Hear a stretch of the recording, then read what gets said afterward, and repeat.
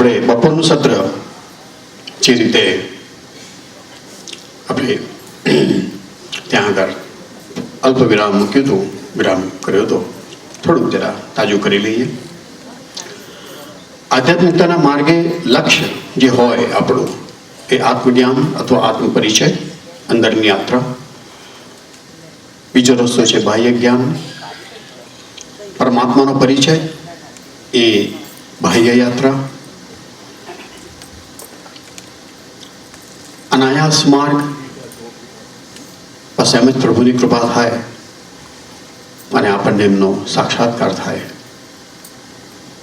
Right, થઈ શકે. એ અન્યથા કરતા પણ છે. એ અનાયાસ કરોડોમાં કોઈકને એવું સદભાગ્ય પ્રાપ્ત થાય, બાકી બધાએ આપણે તો પ્રયાસ જ કરવાનો આવે. પણ એ અનાયાસે થાય એની રાહ જોવાની ના હોય. આપણે તો આપણા પ્રયાસ જારી રાખવા પડે, શરૂ કરવા જ પડે. પ્રભુની કૃપા થાય તો કદાચ માની લો કે સેવા પધરાવી હોય તો પહેલા જ દિવસે કદાચ અનુભવ થાય. એ પ્રભુ કૃપા પર આધારિત છે. પ્રયાસયુક્તમાં આપણા પ્રયાસથી આપણે આગળ વધવાનું હોય, પણ એની ફલશ્રુતિ એ પ્રભુ જ આપે, કૃષ્ણ જ આપે. અને આપણા પ્રયાસ ને બળ પણ કૃષ્ણ જ આપે. આપણું બળ, આપણી શક્તિ જ્યાં અટકે ત્યાંથી પ્રભુની શક્તિનો આપણને સહારો મળે. આધ્યાત્મિક માર્ગની પસંદગી હંમેશા વ્યક્તિગત હોય. આપણે એને સામાજિક અને પારિવારિક બનાવી દીધી છે, પારિવારિક અને સામાજિક બનાવી દીધી છે. વૈષ્ણવના ઘરે જન્મ્યો તો વૈષ્ણવ જ થાય એવું છે નહીં. આપણે બધા એકબીજાથી અલગ અલગ છીએ. શારીરિક રીતે જ નહીં, માનસિક રીતે, ભાવનાત્મક રીતે, બૌદ્ધિક રીતે, ઘણી બધી રીતે અલગ અલગ છીએ આપણે. અને અલગ અલગ છીએ એ જ કૃષ્ણની લીલા છે. અને કૃષ્ણને એમાં મજા આવે છે, આનંદ આવે છે. આપણને સૌને અલગ અલગ રીતે બનાવ્યા છે માટે. આપણી 3 પ્રકારની પ્રકૃતિ છે, તમસ, રજસ, સત્વ. અને 3 પ્રકારની શક્તિ આપણને આપી છે, શરીર શક્તિ, ભાવ શક્તિ અને બુદ્ધિ શક્તિ. અને આ 6નું મિશ્રણ એ આપણને આપણે કયા આધ્યાત્મિક માર્ગે વધારે સફળ થઈશું એનો એક રસ્તો બતાવે છે. અને હિન્દુ ધર્મે બહુ જ ઉત્તમ માર્ગો બતાવ્યા છે, જેને ટેલર મેડ કહીએ ને એવા. આપણે કપડાં ખરીદવા જઈએ, આપણે સાઈઝ જોઈએ છીએ, ભાઈ 44ની સાઈઝ કે 36ની સાઈઝ કે 38ની સાઈઝ કે 26ની સાઈઝ કે ચીકી, બરાબર છે. પણ કસ્ટમ મેડ કપડાં અહીંયા બનાવવા જઈએ તો આપણને મોંઘા પડે. ઇન્ડિયાની વસ્તુ જુદી છે, ભારતની. પણ હિન્દુ ધર્મ એ દરેક માટે કસ્ટમ મેડ માર્ગ સૂચવે છે. હા, એક હાઈવે જેવો રસ્તો હોય ડેફિનેટલી. એવા 4 રસ્તા છે જેની આપણે થોડી વાતો કરીશું. પણ એ 4 રસ્તાઓ પરથી એના ઉપર ગમે તે એક માર્ગે આપણે આગળ વધતા હોઈએ, ત્યારબાદ ક્યાંક આપણે એ હાઈવે છોડી અને આપણી પોતાની ગલી, આપણે પોતાનું સ્ટ્રીટ, આપણો પોતાનો રસ્તો ચાતરી લેતા હોઈએ છીએ. એ લેવલ, એ કક્ષાએ આપણી યાત્રામાં જ્યારે પહોંચીએ ત્યારે બધાને અનુભવ થતો હોય છે. એ પોઈન્ટ આવે છે, એ આપણે કદાચ જીવનમાં ખબર પણ નથી પડતી. અને આપણે એ રાજમાર્ગ છોડી અને ક્યાંક બીજી ગલીમાં વળી જઈએ છીએ. અને એ હાઈવેની નજીકમાં જ હોય છે, એને અનુરૂપ જ હોય છે. પણ ત્યાંથી આપણી પોતાની યાત્રા શરૂ થાય છે. અને કદાચ એ પોઈન્ટ ઉપર ત્યાં જો સદગુરુ હોય તો એ પણ આપણને છોડી દે છે કે હવે આ યાત્રા તારે એકલાએ કરવાની છે. હંમેશા એ જે છેલ્લો જે યાત્રાનો ભાગ છે એ સૌએ એકલા જ કાપવાનો હોય છે. એમાં કોઈની મદદ પણ કામ આવતી નથી અને કોઈની મદદ પણ લેવાની હોતી નથી. પણ એ ભાન, એ જ્ઞાન, એ સમજ એ મુકામ પર પહોંચતા પહેલા આવતી નથી. ત્યાં સુધી આપણને ગુરુના સહારાની જરૂર પડે છે. આપણા જેવું જ રીતે વિચારતા, જેને લાઇક માઇન્ડેડ કહી શકે, એવા બધાની જરૂર પડે છે. કન્ફ્યુઝન થતા હોય છે ઘણા બધા શરૂઆતમાં. મને ઘણા બધા પૂછે છે કે તમને આટલું બધું કેવી રીતે ખબર છે? અમને ક્યારે પડે? અમને તો કંઈ સમજાતું જ નથી. પણ ભગવાને, કૃષ્ણએ આપણા બધા ઉપર કૃપા કરી છે. હા, સામે એકદમ કાળું અંધારું, ઇગ્નોરન્સ એટલે અજ્ઞાન એટલે અંધારું જ કહેવાય, અંધારું છે. આપણને દિશા સૂચતી નથી. પણ એણે આપણામાં બુદ્ધિશક્તિ, ભાવશક્તિ અને શરીર શક્તિ ત્રણેય આપ્યા છે. મતલબ એક નાનું સરખું ફાનસ આપ્યું છે, જેનું કદાચ 5 ફૂટમાં અજવાળું પડે છે. આપણે એમ વિચારીએ ફાનસ લઈને ઊભા છીએ કે આ તો 5 ફૂટમાં જ અજવાળું કરે છે, આટલે બધે કેમ પહોંચીશું? આગળ તો કશું દેખાતું નથી. પણ આપણે ચાલવાનું શરૂ કરીએ ને તો અજવાળું આપણી સાથે ચાલે છે, એ ફાનસ આપણી સાથે ચાલે છે. કૃષ્ણ કૃપાથી એ અજવાળું આપણી સાથે ચાલે છે, એટલે ધીરે ધીરે ધીરે આપણો માર્ગ પ્રકાશિત થતો જાય છે. એટલે જ્યાં હોઈએ ત્યાંથી આપણે શરૂઆત કરીએ તો જરૂર બધું જ સમજાય.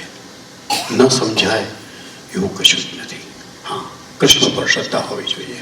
અને આપણા જે કોઈ ગુરુ હોય, અને આપણા સૌના ગુરુ છે શ્રી વલ્લભાચાર્યજી, એમના ઉપર અટલ શ્રદ્ધા હોવી જોઈએ. તો આપણા દિમાગના બધા જ બારણા, બધા જ તાળા આપોઆપ ખુલી જતા હોય છે. આપણે સૌ અનાયાસ માર્ગની રાહ તો જોવાની હોય નહીં. પ્રભુની કૃપા જ્યારે થાય ત્યારે થાય, એની રાહ ન જોવાની હોય.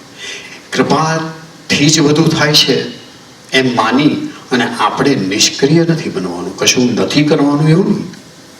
આપણે તો આપણા પ્રયાસ કરવાના છે હંમેશા. તો એ જે 4 રાજમાર્ગ જે બતાવ્યા છે, મોટા હાઈવે જેને કહીએ, એમાં રાજયોગ, કર્મયોગ, જ્ઞાનયોગ અને ભક્તિ યોગ, 4.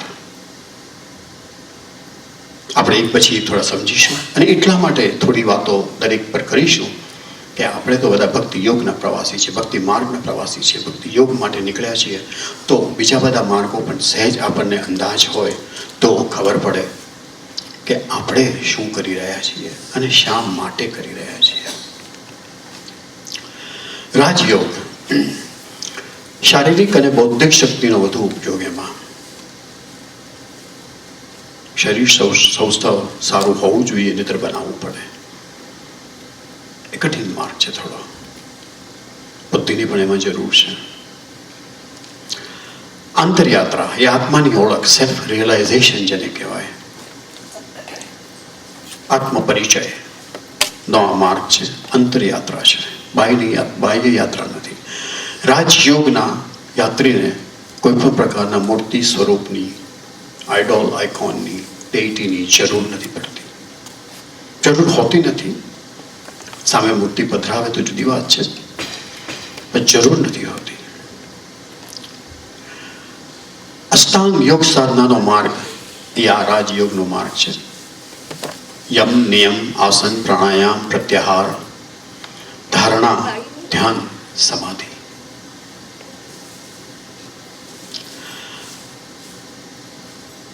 આપણે જેને યોગા કહીએ છીએ, એ યોગા માત્ર આસન અને પ્રાણાયામમાં લિમિટ થઈ જાય છે. ખરેખર શબ્દ યોગ છે. પહેલા હું થોડો વિરોધ કરતો હતો, પછી એમ લાગ્યું કે યોગ એટલે અષ્ટાંગ યોગ અને યોગા એટલે આસન અને પ્રાણાયામ. એનાથી શરીર સારું રહે, મન કદાચ ન સુધરે.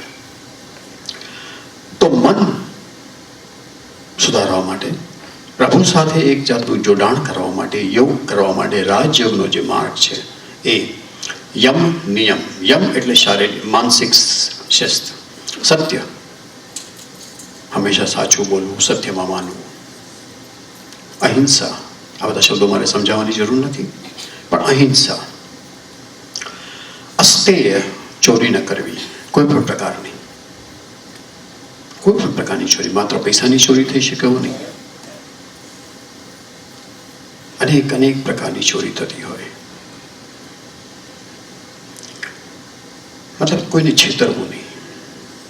બ્રહ્મચર્ય, બ્રહ્મચર્યનો સામાન્ય અર્થ એવો થતો હોય છે કે સ્ત્રી સાથે સંબંધ ન રાખો અથવા સ્ત્રીએ પુરુષ સાથે સંબંધ ન રાખો. સામાન્ય રીતે બ્રહ્મચર્યને પુરુષ સાથે જોડી દેવામાં આવ્યું છે, એવું નથી.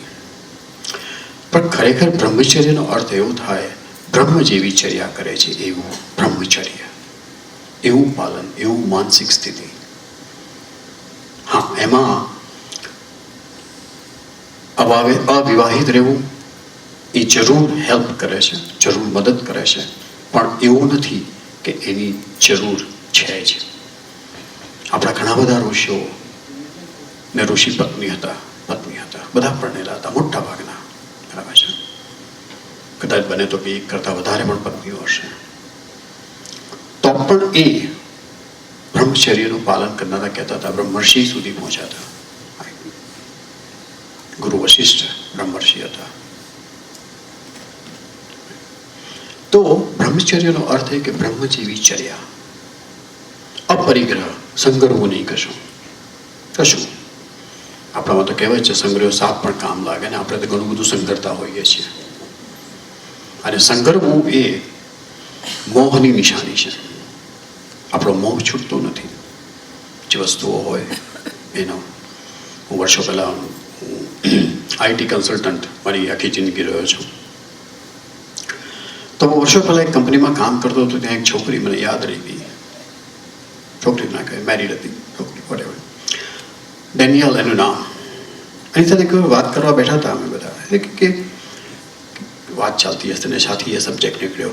કે મારે કપડાં પણ જો મારા ફેંકી દેવા હોય, જે હું પહેરતી ના હોઉં, તો ક્લોઝેટમાંથી બહાર આવતા બોક્સમાં મૂકતા ઘણી વખત 6 મહિના નીકળી જતા હોય છે. એટલા માટે નહીં કે મને સમય નથી, પણ મારે ફેંકી જ દેવા નથી હોતા. એક જાતનું અટેચમેન્ટ થઈ ગયું હોય છે. પછી એ બોક્સ રૂમમાં હોય, એ રૂમમાંથી પછી મેઇન ડોર પાસે જાય, એ પાછા બીજા 1-2 મહિના લાગે.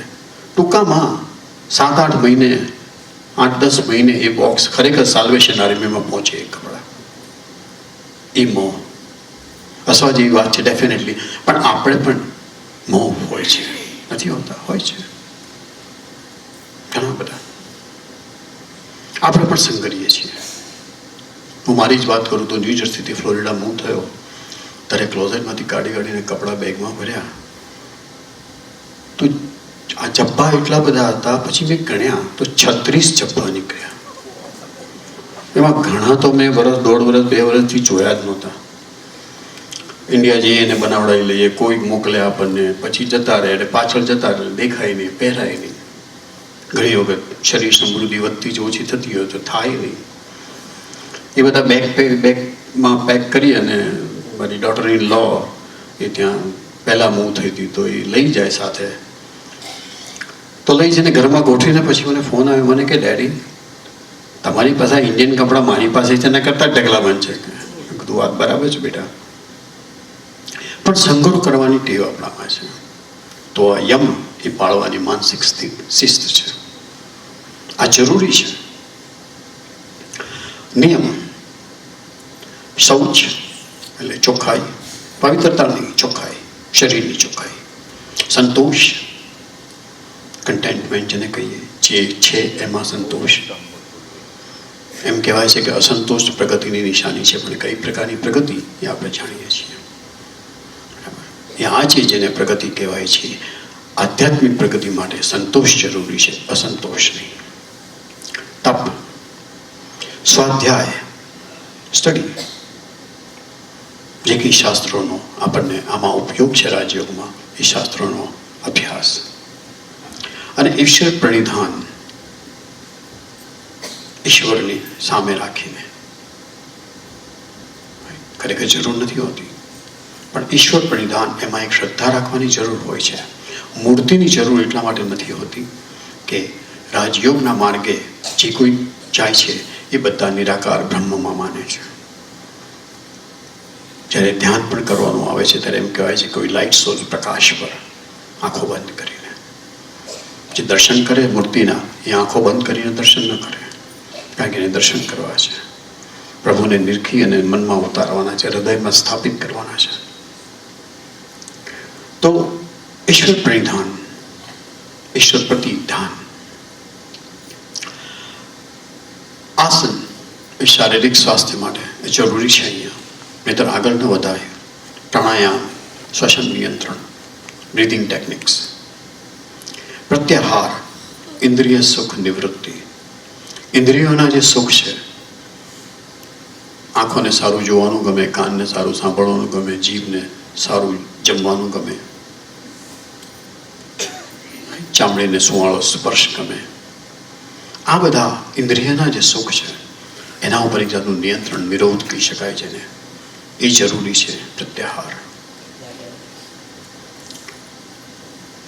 બુદ્ધ ભગવાનના શિષ્યોની એક વાત છે. બુદ્ધ એ સંઘવાળા ચાલુ કર્યા હતા, અને ઘણા બધા જે સંન્યાસી સાધુઓ થાય એમની સાથે હોય, અને આ એમને ટ્રેનિંગ આપવા માટે, શીખવાડવા માટે એવું કહેવામાં આવે કે ભિક્ષા લેવા માટે જ્યારે ભિક્ષા પાત્ર લઈને નીકળો ત્યારે એ પાત્રમાં જે પડે એ ખાઈ લેવાનું, ચોઈસ નહીં, જે હોય. કોઈ દાળ આપે, કોઈ ભાત આપે, કોઈ રોટલી આપે, કોઈ બીજું કંઈ આપે, કોઈ મીઠાઈ આપે, બધું મિક્સ. આપણે તો બધું અલગ અલગ છે, થાળીમાં બધું ભેગું થઈ જાય તો થાળી બદલી કાઢીએ આપણે, બરાબર? તો બધું મિક્સ.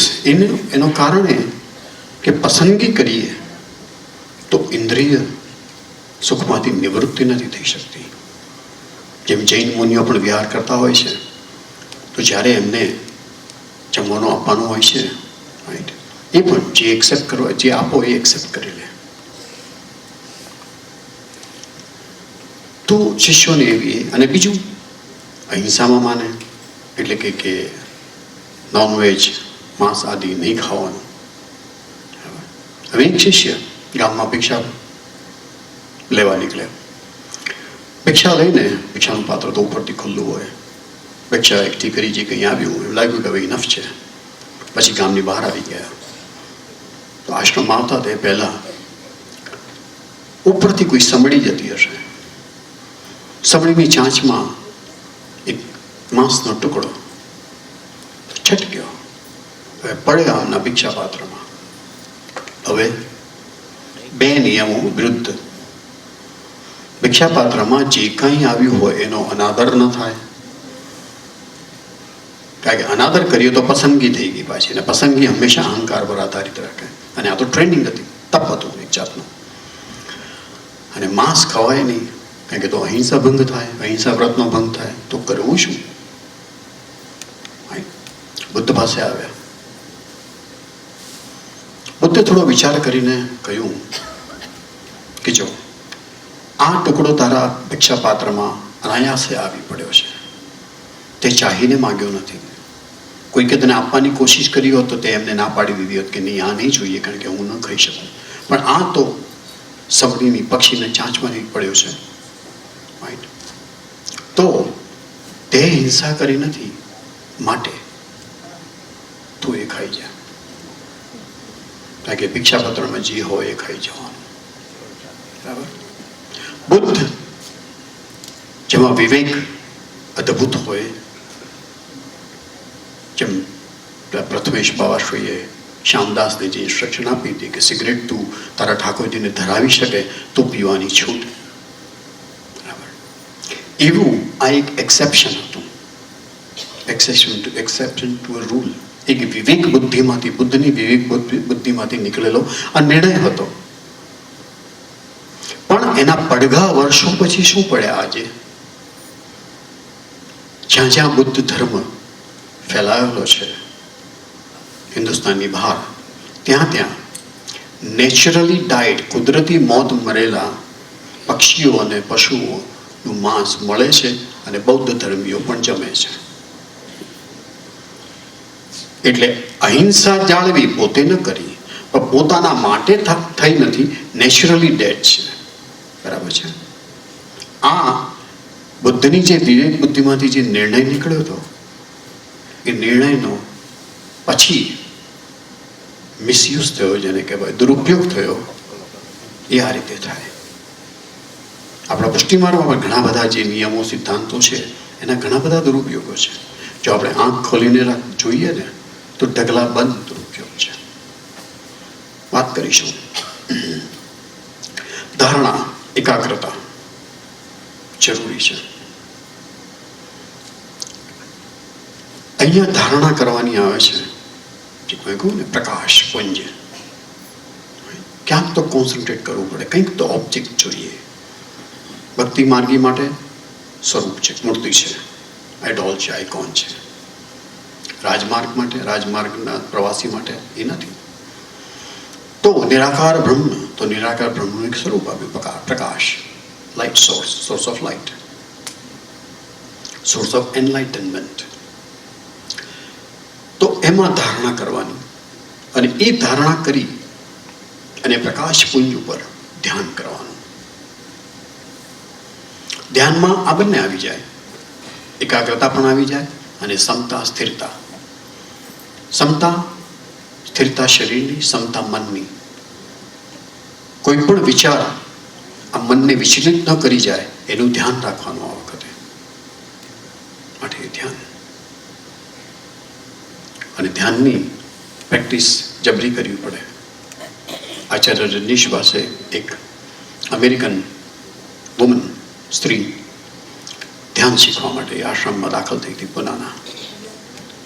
તો ધ્યાનની પ્રેક્ટિસ તો એવી કંઈ સહેલી નથી, તો ચાલતું હતું. એ પ્રેગ્નન્ટ હતી, ગર્ભવતી હતી, બાળક થયું. હવે બાળક થયા પછી બાળકની સંભાળ રાખવામાં એટલો બધો સમય વ્યતીત થાય ને બીજી બધી પ્રવૃત્તિ પણ હોય જ. તો એને તકલીફ થઈ કે ધ્યાન હવે થતું નથી મારાથી. તો આચાર્ય રજનીશ પાસે ગઈ કે હું શું કરું, હું કેવી રીતે આ ધ્યાન કરું. તો રજનીશે બહુ સરસ જવાબ આપ્યો કે બાળક પર ધ્યાન કર. ધ્યાન માટે જે ધારણાની જરૂર છે એ ગમે તેના ઉપર થઈ શકે, બરાબર ને? પ્રકાશ પુંજની તો બાળક. તો ધ્યાનની પ્રેક્ટિસ તો ગમે તે રીતે થઈ શકે. બહુ સરસ જવાબ આપ્યો આચાર્ય રજનીશે. સમાધિ એ અનાયાસ નિષ્કામ મનન ચિંતન અને આત્મપરિચય, છેલ્લી સ્ટેજ. ધ્યાન કરતા કરતા જે મન વિચલિત થતું હોય, એ જ્યારે મન વિચલિત બધું બંધ થતું થઈ જાય, એકદમ નિર્વિચાર, નિર્વિકાર, એકદમ શાંત, શાંત જળાશય જેમાં ક્યાંય કોઈ પ્રકારના વમણ ન ઉઠતા હોય એવું મન. બહુ જ અઘરું છે સમાધિ અવસ્થા. અને છેલ્લી અવસ્થા નિર્વિકાર સમાધિ, નિર્વિચાર, કોઈ વિચાર નહીં, કોઈ વિકાર નહીં, એકદમ શાંત શુદ્ધ મન. અને ત્યારે આત્મપરિચય થાય, ત્યારે એ સેલ્ફ રિયલાઇઝેશન થાય. અને ત્યાર પછીની યાત્રા તો સુખદ હોય. એ એક વિરામ પોઈન્ટ પર પહોંચી ગયા પછી તો આનંદ જ આનંદ છે. તો આ રાજયોગનો માર્ગ છે. કર્મયોગ શારીરિક શક્તિનો વધુ ઉપયોગ, આંતરયાત્રા, આત્માની ઓળખ. અને વધુ અગત્યનું છે એ પ્રત્યેક કર્મમાં અકર્તાપણાનો અનુભવ, નિષ્કામ કર્મ. જેમ વિરુદ્ધ ધર્માશયની જ્યારે વાત કરતા હતા ત્યારે એમ કે કૃષ્ણ કરતા છે, કૃષ્ણ અકર્તા છે. કૃષ્ણ કરતા છે, આપણા બધાના કર્મોનો કરતા એ છે. પણ આપણે એવું માનતા નથી, એવું અનુભવતા નથી. કહીએ છીએ ખરા કદાચ, પણ આપણે એવું અનુભવતા નથી. આપણે આપણી જાતને કરતા માનીએ છીએ, માટે કર્મફળ બંધન થાય છે, કર્મના બંધન થાય છે. અને એ ફળ ભોગવવા માટે આપણે વારે વારે પાછા આવવું પડે છે. કોઈ પણ સત્કર્મ હોય કે દુષ્કર્મ, આપણે એના પરિણામ ભોગવવા માટે, સત્કર્મના સારા હોય, દુષ્કર્મના ખોટા હોય, પણ એ પરિણામ ભોગવવા માટે આપણે આવવું તો પડે છે. ફરી ફરી જન્મ લેવો જ પડે. પણ જો એ જ નિષ્કામ કર્મ બની જાય, અકર્તાપણાનો અનુભવ થાય, આપણે કરતા નથી, ઠાકોરજી કરાવે છે એમ કરીએ છીએ. એ દાખલો આપ્યો હતો ને, સોલ્જર આર્મીમાં હોય અને લડવા ગયો હોય, અને ત્યાં જે બીજા બધાનું મૃત્યુ એને નોતરે મારે, એની એને સજા ના થાય, કારણ કે એ કોઈકના ઓર્ડરથી ચાલે છે. જો આપણે સ્વીકારીએ કે આપણે ભગવાનના કૃષ્ણના ઓર્ડરથી ચાલીએ, એના હુકમથી ચાલીએ, એની ઈચ્છા પ્રમાણે જ ચાલીએ, આપણી કોઈ ઈચ્છા નહીં, આપણો કોઈ હુકમ નહીં, તો એ કર્મનું બંધન ન લાગે. ભલે પછી એ ખૂન કરવાનો આપણને સંકેત મળ્યો હોય, ભલે પછી કોઈને, જેમ ગીતામાં કૃષ્ણ અર્જુનને કહે છે ને, મારા કહેવાથી તું કર્મ કર, તને કોઈ પાપ લાગવાનું નથી, કારણ કે આ બધાનું મૃત્યુ નિશ્ચિત છે. તું તો નિમિત્ત માત્ર છે, તારા થકી હું કરું છું, કોઈકના થકી કરે છે કૃષ્ણ. પ્રભુ જ સર્વ કર્મોનો કરતા છે એવી દ્રઢ માન્યતા કેળવવી. આ બંને એકબીજાના પર્યાય છે. જ્યારે ભાવના આપણામાં દ્રઢ થાય કર્મયોગીમાં, ત્યારે ખરેખર એ કર્મ યોગી બને. કર્મયોગના એક એવા બિંદુ ઉપર પહોંચે જ્યારે એને પ્રભુ સાક્ષાત્કાર થાય, મોક્ષ થાય. જ્ઞાન યોગ, બૌદ્ધિક શક્તિનો વધુ ઉપયોગ, અંતરયાત્રા, આત્માની ઓળખ, આ બધા જ અંતરયાત્રા છે. આત્મપરિચય, આત્માની ઓળખ, સત્યની બૌદ્ધિક ખોજનો માર્ગ. આપણે જેમ વાત કરીએ ને, કૃષ્ણ સત્ય છે, કૃષ્ણ પ્રેમ છે, કૃષ્ણ પોતે જ્ઞાન છે. તો જ્ઞાન માર્ગી એ કૃષ્ણને સત્ય માનીને, કૃષ્ણને જ્ઞાન માનીને એને સમજવાની કોશિશ કરે છે. એને માણવાની કોશિશ નથી કરતો, એને સમજવાની કોશિશ કરે છે, એને જાણવાની કોશિશ કરે છે, એને પોતાની બુદ્ધિમાં ઉતારવાની કોશિશ કરે છે. એ જ્ઞાન માર્ગીનો રસ્તો છે. પરમાત્મા જ એક સત્ય છે, અવિચલ, અવિકારી, અપરિવર્તનશીલ સત્ય છે, એબ્સોલ્યુટ ટ્રુથ. એવું જે જ્ઞાન લાદવું એ જ્ઞાન યોગની યાત્રા.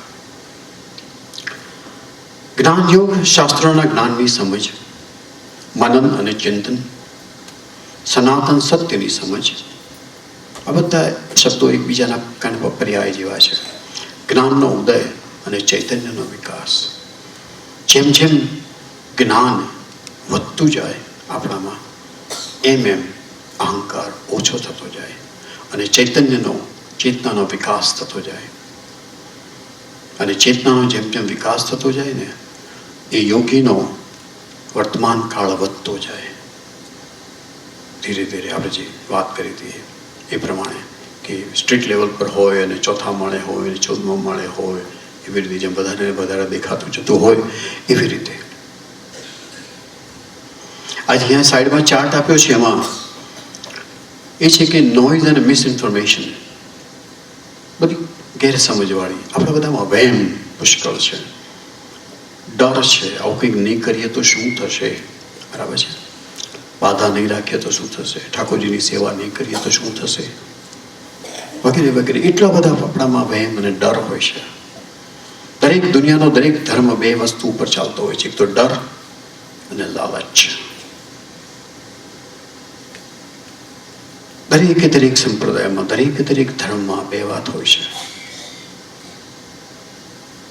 ઓરિજિનલ જે ગુરુ હોય એમણે ન કહ્યું હોય, પછી આવે અંદર, આમ નહીં કરો તો આમ થશે, આમ નહીં કરો તો અપરાધ પડશે, આમ નહીં કરો તો પાપ લાગશે, આમ કરશો તો ફાયદો થશે, આમ કરશો તો સ્વર્ગ મળશે, આમ કરશો તો વૈકુંઠ મળશે, વગેરે વગેરે. એક બાજુ ડર ને બીજી બાજુ લાલચ. અને એમાં એ ધર્મના જે યાત્રીઓ હોય છે ને, એ બધા પીસાતા હોય છે. પોતાનું વાંચન હોતું નથી, પોતાની સમજ હોતી નથી, એટલે પારકી સમજે પછી દર્યા કરે છે, કાં તો લાલચમાં દોડ્યા કરે છે. આપણે એવું નથી કરવું. તો પછી આવે ડેટા. એનાથી ઉપર જઈએ તો જે કંઈ મિનિંગફુલ હોય એમાંથી એનાલિસિસ થાય, ઇન્ફોર્મેશન બને, મિનિંગફુલ મેટ્રિક્સ, પછી ઇન્ફોર્મેશન, અને ઇન્ફોર્મેશનમાંથી ફર્ધર નોલેજ. અને નોલેજ ઇઝ વિઝડમ. એની સાથે એક્સપિરિયન્સ પડે તો વિઝડમ. શાણપણ, જેને આપણે જ્ઞાન કહીએ. તો જ્ઞાન યોગની આ યાત્રા છે.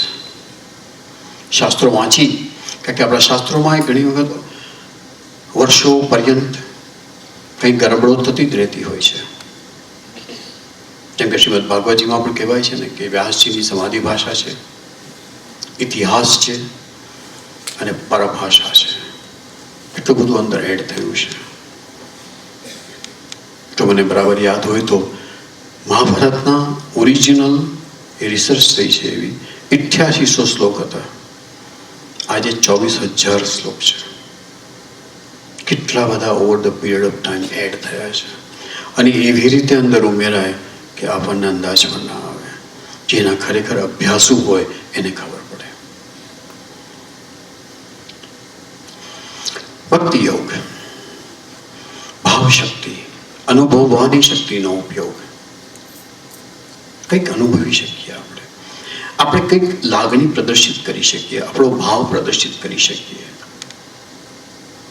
એક પેશનથી, એક જોશથી. એ ભક્તિ યોગ.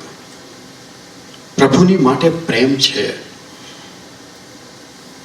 તો એના સંકીર્તનમાં નૃત્ય કરવામાં મને કોઈ વાંધો ના હોવો જોઈએ. કોણ કોઈ શું કહેશે, મીરાનો દાખલો છે. આખી દુનિયા શું કહેશે એને કોઈ પરવા નહોતી. નરસિંહ મહેતાના જીવનમાં કેટલી ગાળો પડી હશે, ક્યારેય કોઈ પરવા કરી નથી. આપણા 84 બસો અને વૈષ્ણવમાં તો એવા દાખલા નથી, પણ છે થોડા ઘણા. કે યાતના સહન કરવાની આવે, સામાજિક બહિષ્કાર સહન કરવાનો આવે, ઇવન ગુરુનો બહિષ્કાર સહન કરવાનો આવે, અને છતાંય એ યાત્રા એમની ચાલુ રહે. બાહ્ય યાત્રા, પરમાત્માની ઓળખ અને અનુભવ. સામે જે છે, ભક્તિ યોગમાં મૂર્તિની જરૂર પડે છે. માટે મહાનુભાવોએ મૂર્તિની શોધ કરીને મૂર્તિ આપણા ભલા માટે આપણને આપી. એને મૂર્તિ કહો, સ્વરૂપ કહો, અલગ અલગ શબ્દો છે. આપણે શા માટે પુષ્ટિ માર્ગમાં શ્રીનાથજીના સ્વરૂપને સ્વરૂપ કહીએ છીએ એની વાત કરીશું, સમજાવીશું. પ્રભુપતિ પ્રેમ, પ્રેમ ભક્તિ કરવાનો માર્ગ એ ભક્તિ યોગ. પ્રભુના પ્રેમનો અનુભવ કરવાનો માર્ગ એ ભક્તિ યોગ. પ્રભુની કૃપા પામવાનો, કૃપાનો અનુભવ કરવાનો માર્ગ એ ભક્તિ યોગ. સાથે સાથે બીજી એક વાત,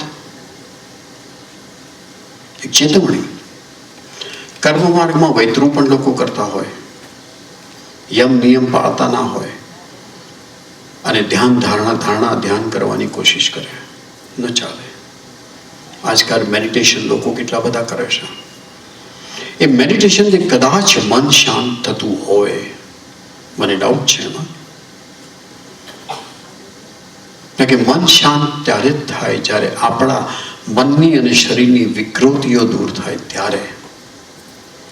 હા, ટેમ્પરરી કદાચ શાંતિ મળતી હશે, માટે જ આટલું ચાલ્યું છે યોગાનું. બાકી એમ માનીએ કે જેમ કહેવાય ને કે સ્ટ્રેસ મેનેજમેન્ટ, તો સ્ટ્રેસને મેનેજ શું કરવું પડે? સ્ટ્રેસને એલિમિનેટ કેમ ન કરી શકાય? બરાબર ને? Why manage it? એને એલિમિનેટ જ ન કરીએ, ગાડી ન નાખીએ. સ્ટ્રેસ કાઢવાના રસ્તાની આપણે વાત કરીશું કાલ પરમ દિવસે જરૂર. આ યાત્રામાં એ બધું જરૂરી છે. પણ કર્મ માર્ગમાં વૈતરું, જ્ઞાન માર્ગમાં વાદ વિવાદ થાય, પંડિતો ચડી જાય વાદ વિવાદે. જે મુખ્ય વાત છે પોતે યોગી બનવાની, જ્ઞાન યોગી બનવાની, જ્ઞાન થકી પરમાત્મા સાથે જોડાવાની. એ વાત બાજુ પર રહી જાય. કોણ સાચું, કોણ મોટું, કયો વાદ મોટો, કયો વાદ નાનો, વલ્લભાચાર્યજીનો બ્રહ્મવાદ મોટો કે શ્રી શંકરાચાર્યજીનો બ્રહ્મવાદ મોટો, શું ફરક પડે છે? આપણે વૈષ્ણવો છીએ, વલ્લભાચાર્યજીને આપણે અનુસરીએ. શંકર મતના જે અનુયાયીઓ છે એ શંકરાચાર્યના મતને અનુસરે. ખોટું શું છે એમાં? અને શા માટે એમ કહેવું જોઈએ કે તમે બરાબર નથી ને અમે બરાબર છીએ? કારણ કે એ પણ એમ જ કહે છે કે અમે બરાબર છીએ, તમે બરાબર નથી. તો આમાં બરાબર કોણ? સાચા કોણ? એ તો નક્કી ઉપરવાળો જ કરે ને. એટલે આપણે એ બધા વાદવીઓને પડવાની જરૂર નથી. આપણે એમ માનવાની જરૂર નથી કે પુષ્ટિ માર્ગ સૌથી ઉત્તમ છે. આપણા માટે શું ઉત્તમ છે એ અગત્યનું છે. બરાબર. પુષ્ટિ ભક્તિ માર્ગ ને પૂરેપૂરો સમજ્યા વગર આપણે કહીએ કે ના ના પુષ્ટિ ભક્તિ માર્ગ તો બહુ ઉત્તમ છે, કારણ કે અમને એવું કહેવામાં આવ્યું છે. ને ઉત્તમતા મારા માટે શું છે? મારા માટે ઉત્તમ છે કે કેમ? અને ભક્તિ માર્ગમાં વેવલાપણું એ પેલો દાખલો કદાચ મેં આપ્યો હતો ને, ચંદ્રગોળ બાવાનો અહીંયા કહ્યો હતો. ચંદ્રગોળ બાવા એક વખતે એમના પ્રવચનમાં પૂજ્ય શ્રી જીજીના નાના ભાઈ બહુ પ્રખર વિદ્વાન છે, વડોદરામાં રહે છે, એકદમ નિસ્પૃહી, પૈસા ભેગા કરવાની કોઈ તૈયારી નહીં અને એવી ચાહ નહીં એમને. પોતાની સેવા અને અધ્યયન બહુ સુંદર. એમની એક વાત છે કે કોઈ નજીકના ગામમાં મંદિરે ગયા હશે તો બહાર નીકળી, રાજભવનના દર્શન બાદ બહાર નીકળી અને જોયા તો કે થોડાક વૈષ્ણવો મંદિરના ઓટલે માથે હાથ દઈને બેઠા હતા. તો મહારાષ્ટ્રને એમ થયું કે કંઈક ખરાબ સમાચાર કે એવું કંઈ હશે તો પૂછવા ગયા કે ભાઈ કંઈક ખરાબ સમાચાર છે. તો કે ના એવું નથી, પણ અમે તો વિરહ કરીએ છીએ. કહેવામાં કે અનવસરના સમયમાં જ્યારે દર્શન ન થતા હોય ત્યારે વિરહ થવો જોઈએ એમ લખ્યું હશે. આ વિરહ કરવા બેઠા. જો પ્રેમ કરી ના શકાય તો વિરહ કેવી રીતે કરી શકાય? વિરહ તો આપોઆપ થાય ને. બરાબર કે નહીં? ગઈકાલે પેલા ભાઈની જે વાત કરી હતી કે આજે કરી હતી, પેલા મંદિરમાં દર્શન ક્યારે થશે? આપણે આકળ વિકળ થઈ જઈએ, ગુસ્સે થઈ જતા હોઈએ છીએ, અમારે મોડું થાય છે, દર્શન ક્યારે થશે? એમાં વિરહ નથી થતો. એમને કે દર્શન ક્યારે થશે? દર્શન ક્યારે થશે? ફરક પડે છે ટોનમાં.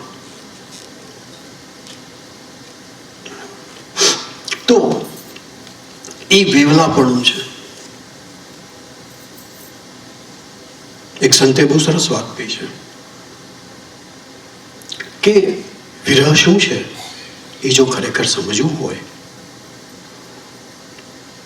તો તમારા લિવિંગ રૂમમાં જે ખુરશી છે એ સવારના 6 વાગે તમે ઉઠતા હો તો 6 વાગે ઉઠી અને ખુરશી ઉપાડીને બાલ્કનીમાં મૂકી દેજો કે બીજા રૂમમાં મૂકી દેજો. અને ઓફિસ જવા નીકળો કે કામે જવા નીકળો, કલાક, 1.5 કલાક, 2 કલાક પછી ત્યારે ખુરશી પાછી એના યથાસ્થાને મૂકી દેજો. 6 મહિના આવું કરજો, પછી બંધ કરી દેજો. બીજે દિવસે ઓફિસમાં કે ધંધાના સમયે આખો દિવસ ખુરશી યાદ આવશે, ખુરશીનો વિરોધ થશે જરૂર. પ્રયત્ન કરી જોજો, પ્રયોગ કરી જોજો. આ એ વિરહ નથી. કંઈક કરવાની આપણને ટેવ પડી અને મિસ થાય એ વિરહ નથી. વિરહ તો કોઈ અદ્ભુત લાગણી છે, બહુ અદ્ભુત લાગણી છે. પણ એટલે આવા વેવલાપણાથી દૂર રહીએ, કારણ કે વેવલાપણા હંમેશા લોકોને દેખાડવા માટે હોય છે, પ્રભુ માટે નથી હોતા. હું બહુ સારો ભક્ત છું કે સારી ભક્ત છું એ દેખાડવા માટે હોય છે. અને ભક્તિ માર્ગમાં વેવલાપણાથી ચેતવા રહેવાનું છે. આપણે ભક્તિ માર્ગના યાત્રી છીએ. અને સાચું પૂછો તો આપણને ઘણી વખત કહેવામાં આવે છે કે જ્ઞાન માર્ગીઓ આમ ને કર્મ માર્ગીઓ આમ, આપણે તો ભક્તિ માર્ગીઓ. ખરેખર ગીતાનો અભ્યાસ કર્યો હોય બરાબર તો કોઈ પણ માર્ગમાં જ્ઞાન, કર્મ જ્ઞાન અને ભક્તિનો સમન્વય જ હોય છે. આપણી વાત કરીએ તો સેવાનું કર્મ એ કર્મ જ છે, એ સાધન તરીકે વાપરીએ છીએ, એ આપણો કર્મયોગ જ છે. નિષ્કામ સેવા કરવાની છે, કોઈ પણ માગણી વિનાની સેવા કરવાની છે ને. અને જ્ઞાન પણ સંપાદન કરવાનું છે. સેવા શા માટે કરવાની છે સમજ્યા વગર જો કરીએ છીએ તો તકલીફ થાય છે જ, આપણને ખબર નથી પડતી. તો એ જ્ઞાન છે, આપણે એની વાત કરીશું. અને જે કરીએ છીએ એમાંથી ભક્તિ ઉત્પન્ન થવાની. સેવા ભક્તિ નથી. સેવામાંથી સેવા કરતા કરતા ભક્તિ ઉદ્ભવે છે. સેવા ભક્તિ નથી, ભક્તિ યોગ પણ નથી. એક સાધન છે જેનાથી ભક્તિ યોગની યાત્રા આપણે કરી શકીએ છીએ. પુષ્ટિ યાત્રામાં આપણે આગળ વધી શકીએ છીએ. તો દરેક માર્ગમાં આ કર્મ, જ્ઞાન અને ભક્તિનો સમન્વય હોય છે જ, વધતા ઓછા પ્રમાણમાં. બીજી વાત કરું તો ભક્તિ માર્ગમાં જેમ કહ્યું કે ભાવના શક્તિ, ભાવ શક્તિ નો આપણી પાસે આપણા અસ્તિત્વમાં એક પ્રબળતા હોવી જોઈએ. બુદ્ધિશક્તિ અને શરીર શક્તિ કરતાં વધારે એ જરૂરી છે. આપણે જેને કહીએ ને કે ઘણા બધા કહેતા છે હું બહુ સેન્સિટિવ છું, સંવેદનશીલ છું. આ સંવેદનશીલતાનો આખો અર્થ આપણે પલટી નાખ્યો છે. કોઈ મને કંઈ કહી જાય ને તો હું તો બહુ સંવેદનશીલ છું, મને ખોટું લાગી જાય. હું બહુ સેન્સિટિવ છું, મને મારું કોઈ પણ કાંઈ પણ જરા પણ નાનું પણ ઇન્સલ્ટ કરે તો મને ખરાબ લાગી જાય. આ સેન્સિટિવિટીનો આખો ઊંધો અર્થ છે. જે સેન્સિટિવ હોય ને જે વ્યક્તિ, જે સંવેદનશીલ હોય ને, એ બીજાને દુઃખ ન થાય એની કાળજી રાખે, પોતાના દુઃખની નહીં. સંવેદનશીલતા એ પ્રેમ કરતા પહેલા કેળવવી પડે. આપણી આજુબાજુની વ્યક્તિઓ માટે કેળવવી પડે કે મારાથી કોઈને દુઃખ ન થાય. અને ક્યારેક જો દુઃખ થયું હોય તો એની માફી સાચા હૃદયથી માંગીને આગળ ચાલીએ. તો એ સંવેદનશીલતામાંથી ક્યારેક આપણે પ્રેમ કરતા શીખીએ.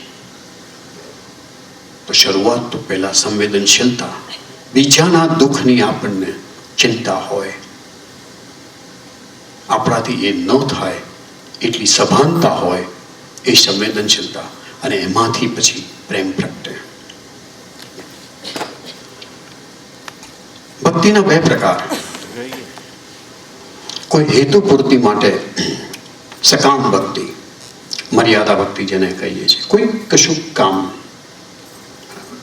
આપણે ગણેશજીનું સ્થાપન કરીએ છીએ, આપણા મંગલ કાર્ય કોઈ પણ શરૂ કરતા પહેલા, બરાબર, કે નવો ધંધો લીધો હોય ને પૂજા કરી હોય, કે લગ્ન હોય ને શરૂઆત કરી હોય, તો આપણે ગણેશનું સ્થાપન કરીએ છીએ, ગણેશજીનું સ્થાપન કરીએ છીએ, એમનું આવાહન કરીએ છીએ, શ્રદ્ધાથી એમનું પૂજન કરીએ છીએ, નૈવેદ્ય ધરાવીએ છીએ, વસ્ત્ર ધરાવીએ છીએ. આખી ષોડશોપચાર આખી પૂજાનો પ્રકાર છે.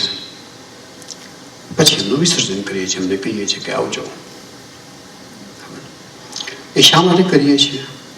કે ગણેશજી આપણા એ મંગલ કાર્યમાં કોઈ પણ વિઘ્ન આવતું હોય તેને અટકાવે. વિઘ્ન હરતા છે, ખોટું નથી, પણ એ સકામ ભક્તિ છે, સકામ ભક્તિ છે. જ્યારે પુષ્ટિ માર્ગ માટેની ભક્તિ છે, પુષ્ટિ ભક્તિ છે, જે પ્રભુ પ્રેમ માટે ભક્તિ, પ્રભુના પ્રેમ માટે ભક્તિ, એને પ્રેમ કરવા માટે ભક્તિ, એનો પ્રેમનો અનુભવ કરવા માટેની ભક્તિ, નિષ્કામ ભક્તિ. બીજું કંઈ મારે જોઈતું નથી તારા પ્રેમ સિવાય. મારી કોઈ બીજી માગણી નથી, કોઈ જરૂરિયાત નથી, કોઈ ઈચ્છા નથી, કોઈ વાંચના નથી, કોઈ ઝંખના નથી. એ પુષ્ટિ ભક્તિ. હવે આપણે જે પ્રચલિત માન્યતાઓ છે મર્યાદા ભક્તિ અને પુષ્ટિ ભક્તિની, એ જોઈએ. મર્યાદા ભક્તિ એટલે શું? પ્રભુપતિ આદર, એક ભયની લાગણી. પુષ્ટિ ભક્તિમાં પ્રભુપતિ નિસ્વાર્થ પ્રેમની લાગણી, કોઈ ભય નહીં, કોઈ ગિલ્ટ ફિલિંગ, અપરાધ ભાવના નહીં. કૃષ્ણને પ્રેમ કરીએ છીએ, પ્રેમ સંબંધ હોય ત્યાં કોઈ ડર ન હોવો જોઈએ. ભૂલ થઈ તો જો એને પ્રેમ કરીએ છીએ, જાણે છે આપણે એને પ્રેમ કરીએ છીએ, જો પ્રામાણિકતાથી ભૂલ થઈ હોય તો માફ કરવાનો છે. અપરાધ થયો હોય તો પણ માફ કરવાનો છે. એ કોઈ સજા નથી આપવાનો. જ્યાં જ્યાં સજાની વાત આવે છે ત્યાં મને હંમેશા ક્વેશ્ચન થાય છે કે જો પ્રભુ આપણને પ્રેમ કરતો હોય તો સજા કેમ કરે? હા, કદાચ આપણને સુધારવા માટે સજા કરે ક્યારેક, પણ એ એવી કડક સજા તો ક્યારેય ન હોય. સકામ પ્રભુ પૂજા મર્યાદા ભક્તિમાં, અને અહીંયા નિષ્કામ પ્રભુ સેવા. સેવા એટલા માટે કે આપણે એની પાસેથી કશું લેવાનું નથી. સેવા કરે એ સેવક, નોકર નહીં. અને સેવક જે સેવા કરે, હું મારા પિતાશ્રીના દુખતા પગ દબાવતો હોઉં તો એ સેવા છે, પણ હું નોકરી કરતો હોઉં અને જો મારા બોસની ખુશામત કરતો હોઉં તો એ નોકરીના કારણે છે, ચાકરીના કારણે છે. અંતિમ સાધ્ય મર્યાદા ભક્તિમાં મોક્ષ, અને અહીંયા અંતિમ સાધ્ય પ્રભુ સેવા, પ્રભુ પ્રેમ, બીજું કશું નહીં. મર્યાદા ભક્તિમાં વ્યક્તિના પ્રયત્નનું મહત્વ વધારે અને પ્રભુ કૃપાનું મહત્વ ગૌણ. માટે તો કહેવાય છે ને કે 1,00,000 વખત તમે જપ કરો અથવા કરાવડાવો, બરાબર, તો નોકરી નથી મળતી તો નોકરી મળશે, બરાબર. એટલે આપણે કંઈક પ્રયત્ન કરીએ છીએ અથવા પૈસા આપીને કરાવડાવીએ છીએ આ મોડર્ન જમાનામાં, બરાબર. બ્રાહ્મણ મહારાજને આપણે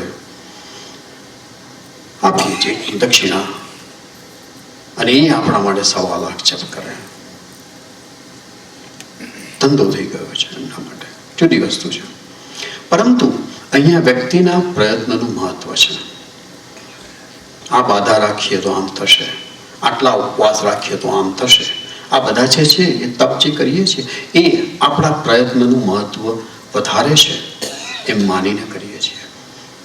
અને જે આપણા પ્રયત્નથી મળે ને એની કિંમત આપણા મનમાં આપણા કરતા ઓછી હોય હંમેશા. વિચારજો શાંતિથી. કચવામાં $1,000 પડ્યા હોય અને આપણે સુંદર વસ્ત્ર ખરીદી લાવીએ તો આપણને એક ગર્વ થાય. એક ગર્વ કરતા અહંકાર થાય છે કે hi, I can afford this. Right. 50,000ની સાડી લાવી અને 25,000ની સાડીવાળાની સાથે ઊભા રહીએ તો એમ લાગે કે હે, મારી સાડી સારી છે, આઈ કેન એફોર્ડ, મને પોસાય છે. તો જે આપણે આપણા પ્રયત્નથી ખરીદીએ છીએ ને એ આપણા અહંકારને પુષ્ટિ આપે છે. તો મર્યાદા ભક્તિનું આ કાર્ય એ આપણા અહંકારને પુષ્ટિ આપનારું બની રહે છે. હંમેશા નહીં, પણ ડેફિનેટલી. તો શ્રીમદ શ્રી મહાપ્રભુજીએ વિચાર્યું કે નહીં, એ તો ખોટું. તો પુષ્ટિ ભક્તિમાં એમણે કહ્યું કે પ્રભુ કૃપાનું જ મહત્વ છે, આપણા પ્રયત્નનું ઓછું છે. છે ખરું, ઇમ્પોર્ટન્સ છે, નહીં તો આપણે પ્રયાસ કરીએ જ નહીં. પણ આપણા પ્રયત્નનું મહત્વ ગૌણ છે, પ્રભુ કૃપાનું મહત્વ એકદમ વધારે છે. એટલે શું થાય કે આપણને મળે કંઈક, પ્રભુનો સાક્ષાત્કાર થાય તો મનમાં અહંકાર ના થાય કે મેં આટલા નામ જપ કર્યા ને એટલે મને મળ્યા પ્રભુ. એમ ન થાય ક્યારે. પ્રભુની કૃપા થઈ માટે મળ્યા. તો આપણામાં નમ્રતા આવે, આપણામાં દીનતા આવે, એક દાસ્ય ભાવ હોય, આ બધી જરૂરિયાતો છે. એટલે શ્રી મહાપ્રભુજી આપણા પર બહુ કૃપા કરી છે આ કહીને કે તમને કંઈ મળશે તો પ્રભુ કૃપાના કારણે જ મળશે, તમારા પ્રયત્નોના કારણે તો નહીં જ મળે. પછી 20 વર્ષ સેવા કરો કે 40 વર્ષ કરો કે 40 જન્મ કરો, એની જ કૃપાથી મળવાનું છે. બહુ ઉત્તમ વાત છે, આપણા ભલા માટે કરી છે. અનુષ્ઠાનનું મહત્વ પ્રાથમિક, બરાબર પૂજા થવી જોઈએ. એના નિયમો પ્રમાણે પૂજા કરવાની હોય, નિયમો પ્રમાણે મંત્રોચ્ચાર કરવાના હોય, એ બધા નિયમો પાળવાનું હોય. અનુષ્ઠાનનું મહત્વ, પ્રભુપતિ પ્રેમનું મહત્વ ગૌણ. ગમે તેવું વેધર હોય, ગમે તેવું હવામાન હોય, છતાંય પ્રભુને એવા સજી ધજીને નાખ્યા હોય કે આપણને પરસેવો થતો હોય ને આપણે કદાચ શોર્ટ પહેરીને ગયા હોય, પ્રભુએ શોર્ટ ના પહેરી હોય. એમણે તો 16 શણગાર સજ્યા હોય. ઘણા બધા સેવા એવી રીતે કરતા હોય છે, મેં જોયા છે. ખાસ કરીને જ્યારે વૈષ્ણવો ઘરે આવવાના હોય ત્યારે પછી એ હવામાનની ચિંતા ના કરે, પ્રભુને શું થશે એની ચિંતા ન કરે. પુષ્ટિ ભક્તિ માર્ગમાં પ્રભુપતિ પ્રેમનું મહત્વ છે, અનુષ્ઠાનનું મહત્વ ગૌણ છે. એટલા માટે તો આપણે બધા જ અલગ અલગ રીતે સેવા કરીએ છીએ, બરાબર ને? કોઈ 5 મિનિટની, કોઈ 15 મિનિટની, કોઈ 5 કલાકની, કોઈ આખા દિવસની, કોઈ મિશ્રી ભોગની સેવા કરશે, કોઈ સખડી ભોગની સેવા કરશે, અલગ અલગ, બરાબર. સ્વકલ્યાણનું મહત્વ પ્રાથમિક મર્યાદા ભક્તિ, મારું કલ્યાણ થાય. પ્રભુ સુખનું મહત્વ ઓછું. જ્યારે પુષ્ટિ ભક્તિમાં પ્રભુ સુખનું મહત્વ વધારે, સ્વકલ્યાણનું મહત્વ ઓછું. અને માટે જ તત્સુખની વાત કરવામાં આવી છે. શબ્દ સાંભળ્યું જશે બધાએ. તત્સુખ, એના સુખની વાત. સેવા કરતા એના સુખનું ધ્યાન રાખવાનું છે. અને બહુ સરસ મહાપ્રભુજીએ બીજી સરસ વાત મૂકી છે. એના સુખનો જ વિચાર કરીએ તો આપણા સુખનો વિચાર જ ન આવે. અને આ બધું એટલા માટે કે પ્રેમ કરીએ છીએ આપણે, પ્રેમ કરવાની પ્રેક્ટિસ કરીએ છીએ, પ્રેમ કરતા શીખીએ છીએ. અને જ્યારે પ્રેમ કરતા શીખતા હોઈએ ને ત્યારે જેને પ્રેમ કરતા હોઈએ ને એની ઈચ્છાઓ, એના સુખની જ મહત્વ હોય આપણા માટે, આપણા નહીં. આ તફાવત. અને મર્યાદા ભક્તિ એ વ્યક્તિના પ્રયત્ન પર આધારિત. ભક્તિને વ્યક્તિની મર્યાદા પડે જ પડે, લાગુ પડે જ પડે, માટે મર્યાદા ભક્તિ. આપણી કેટલી હેસિયત, આપણી કેટલી શક્તિ, આપણી કેટલી તાકાત, કદાચ 1.25 લાખ જપ કરી શકીએ, બરાબર છે. 5-10 લાખ કરવાના આવે તો થાકી જઈએ ને, છોડી દઈએ, ચાલશે, નથી જોઈતું હવે એ ફળ. 1.25 લાખ કરતા થાકી જાય, પાછા ગણવા પડે ને, વધારે થઈ ગયા તો તકલીફ, બરાબર. આપણે એવું કરતા આવીએ છીએ. એક બહુ સરસ વાત છે, જો હું દ્રષ્ટાંત કે રિપીટ કરું તો મને તરત કહેજો. કારણ કે કાલે શું બોલ્યો તો મને આજે યાદ નથી, સવારે શું બોલ્યો તો મને આજે અત્યારે યાદ નથી, અહીંયા બેસતા બધું ભૂલાઈ જવાય છે. બહુ સરસ વાત. એક કથાકારની, કથાકારના શબ્દોમાં જ કહીશ કે હું કથા કરતો હતો અને મને એમ કે મારો નિયમ કે દરરોજે 108 માળા ફેરવવાની. એટલે એમ કે એ નિયમ હતો એટલે કંઈક રાખ્યું હતું, દાણા રાખ્યા હશે કંઈક, એટલે માળા થાય એક એટલે ખસેડે, બરાબર. એટલે ધ્યાન પેલું ખસેડવામાં જાય ને, માળા પૂરી થાય એમ કે ચલો માળા ફેરવાય તો પછી એક દાણો ખસે આમ, બરાબર. હવે આ બાજુ દાણા 108 મૂક્યા ને પછી બધા આ બાજુ જતા રહે, પછી માળા બંધ કરવાની. એવું એનો ક્રમ. કથા કરતા કરતા પણ કરે ઓબ્વિયસલી, જો બાકી રહી ગયું હોય તો. હવે એક વખતે કેમ કે હું કથા કરતો હતો તો બધા શ્રોતાઓ બેઠા હતા અને એક બહેન બેઠા હતા. તેમની પાસે કોઈ ભાઈ માર્ક કરીને આવ્યા થોડો, એમને કાનમાં કંઈક કહ્યું. બહેને પર્સ ખોલી અને આમ મુઠ્ઠો ભરીને અંદરથી થોડી રૂપિયાની નોટો, ઢગલાબંધ જે હોય એ એમને આપી દીધી. એ લઈને ભાઈ જતા રહ્યા. કથાકાર કે મને પ્રશ્ન થયો કથા કરતા કરતા કે આમણે પૈસા ગણ્યા કેમ નહીં? થાય, સ્વાભાવિક પ્રશ્ન છે. આપણે કોઈને ગણ્યા વગર પૈસો ન આપીએ રે. એટલે કથા એમ કે પૂરી થઈ ત્યાર પછી મેં બેનને કહ્યું કે તમે રોકાજો ને મારે તમને પ્રશ્ન પૂછવો છે. નોર્મલી લોકો કથાકારને પ્રશ્ન હોય, એમણે પ્રશ્ન શ્રોતાને પૂછ્યો કે બેન પેલા ભાઈ આવ્યા હતા અને તમે મેં જોયું કે ગણ્યા વગર તમે પર્સ ખોલીને અંદર હાથ નાખીને છૂટા રાખતા હશે, ઉપાડીને આપી દીધા, એમની મુઠ્ઠી મૂકી દીધા. તો એમ કેમ કર્યું તમે, ગણ્યા કેમ નહીં? કે તમારા વર હતા, પૈસા ગણવાની શું જરૂર? કથાકાર કે મારા મનમાં સણકો થયો કે પરમાત્મા માટે હું માળા ફેરું છું, ગણવાની શું જરૂર? 51 થાય તો 51, 5 થાય તો 5, 108 થાય તો 108, 1008 થાય તો 1008. સમય પ્રમાણે ગણવાની શું જરૂર? માળા કરવી એ નિયમ. એટલે અનુષ્ઠાનનું મહત્વ નહીં, મર્યાદા નહીં, આપણા પ્રયત્નની મર્યાદા નથી મૂકવાની. અને પુષ્ટિ ભક્તિ એટલે આપણી કોઈ મર્યાદા જ નહીં, પ્રભુ કૃપા પર આધારિત. એ કૃપા કરે છે, આપણને બળ આપે છે, આપણે સેવા કરીએ છીએ. એ કૃપા કરે છે ને આપણને બળ આપે છે ને આપણે સત્સંગ કરીએ છીએ. એ કૃપા કરશે તો એ સેવા ને એ સત્સંગનું, એ વાંચન ને એ મનનનું, એ અધ્યયનનું આપણને ફળ મળશે. ક્યારેક એના ઉપર પ્રયત્ન ભક્તનો ફળ પ્રભુ કૃપાનો. હવે આપણામાં એમ કહેવામાં આવે છે પુષ્ટિ માર્ગમાં કે આપણે પુષ્ટિ માર્ગમાં જે સેવા કરીએ, ભક્તિ કરીએ એ પુષ્ટિ ભક્તિ, અને બાકી બધા મર્યાદા માર્ગીય. બાકી બધા મર્યાદા માર્ગીય. રામ તો કે મર્યાદા માર્ગીય, આ તો મર્યાદા માર્ગીય. કૃષ્ણની સેવા પૂજા કરનારા બીજા માર્ગો પુષ્ટિ ભક્તિ સિવાયના એ પણ મર્યાદા માર્ગીય. આ માન્યતા મારી સમજ પ્રમાણે ભૂલ ભરેલી છે.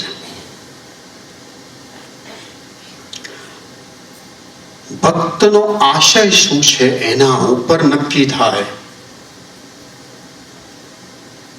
કે પુષ્ટિ ભક્તિ છે કે મર્યાદા ભક્તિ છે? મારો આશય શું છે? આશય બહુ મહત્વની ચીજ છે. સ્વામી વિવેકાનંદ, એ વિવેકાનંદ નામ અપાયું એ પહેલા એમનું નામ નરેન્દ્ર હતું. બહુ જ ગરીબ, પુષ્કળ, રામકૃષ્ણ પરમહંસના શિષ્ય. એવા ગરીબ કે સવારે જો ખાવા મળે તો સાંજે ન મળે, એક રોટલી મળે તો બે ન મળે, માં ખાય તો દીકરો ન ખાય ને દીકરો ખાય તો માં ન ખાય, એટલી ગરીબી. રામકૃષ્ણને ખબર, બંને કાલી માતાના ભક્ત, જાણતા હતા કે નરેન્દ્રને પણ મા ઉપર પુષ્કળ શ્રદ્ધા છે, કાલી મા ઉપર. તો એમને મોકલ્યા મંદિરમાં, તું જાને મા પાસે, માં છે, તને આપશે જ. અડધો કલાકે પાછા આવ્યા, નરેન્દ્રની આંખમાં આંસુ. રામકૃષ્ણએ પૂછ્યું, નરેન્દ્ર શું માંગ્યું? અરે એ તો ભૂલી જ ગયો. પાછો જ આપે. પાછા ગયા અંદર, બહાર આવ્યા, આંખમાં આંસુ જ હતા. તો કે શું માંગ્યું, તને શું મળ્યું? એ કે માગવાનું તો ભૂલી જ ગયો, ત્યાં જઈને ઉભો રહું છું ને મને કશું યાદ જ નથી હોતું માં સિવાય, માના પ્રેમ સિવાય. ત્રીજી વખત એ જ થયું.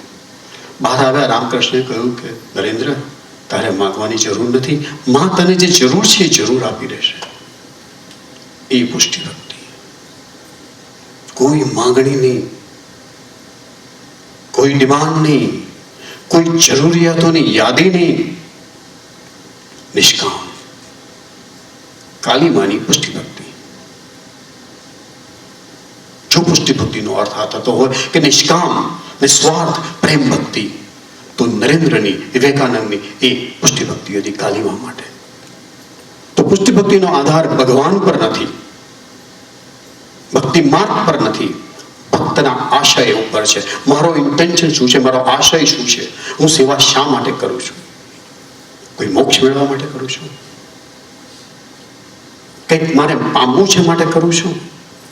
મને ક્યાંક પહોંચવું છે માટે કરું છું? આનંદ મેળવવા માટે કરું છું? નહીં, બસ પ્રભુને પ્રેમ કરવા માટે કરું છું. અને હા, મનમાં ઈચ્છા છે, લાલસા છે, પ્રભુનો પ્રેમ મળે તો ઠીક, એની કૃપાથી, ન મળે તો મારી તો સેવા ચાલુ જ છે. એ પુષ્ટિ ભક્તિ. તો આપણે પુષ્ટિ ભક્તિ કરીએ છીએ કે નહીં, એ આપણા આશય ઉપર આધાર રાખે છે. અને આશય આપણે કોઈને જણાવતા નથી, પણ આપણો અંતર્યામી આપણો આશય જાણે છે. એ નક્કી કરે છે કે હસમુખ શાહ પુષ્ટિ ભક્તિ કરે છે કે બીજું કંઈક કરે છે. તો પુષ્ટિ ભક્તિ અને મર્યાદા ભક્તિનો અર્થ સમજીએ. રામની ભક્તિ પણ પુષ્ટિ ભક્તિ થઈ શકે છે જો પુષ્ટિ ભક્તિનો અર્થ આપણે નિષ્કામ નિસ્વાર્થ પ્રેમ લક્ષણા ભક્તિ કહેતા હોઈએ તો. પુષ્ટિ ભક્તિ માર્ગ મારે વર્ણવવાની જરૂર નથી, બધા જ વૈષ્ણવો છે. પ્રેમ લક્ષણા ભક્તિ પણ વર્ણવવાની જરૂર નથી. નિષ્કામ નિસ્વાર્થ પ્રેમ જ જેનું લક્ષણ છે અને આશય છે, એ પુષ્ટિ ભક્તિ. પુષ્ટિ ભક્તિ એ કે જેમાં આપણા ભક્તિના પ્રયાસોને કૃષ્ણનું બળ મળી રહે છે, એનો સહારો મળી રહે છે, એનો સથવારો મળી રહે છે, એનો સાથ મળી રહે છે આપણને. ભક્તિ દિનતામાંથી પ્રગટે, દાસ્ય ભાવ કેળવવાનો છે. પ્રભુ સર્વશક્તિમાન છે, સર્વજ્ઞ છે, સર્વત્ર છે. પ્રભુ જ સર્વનો સર્જક છે.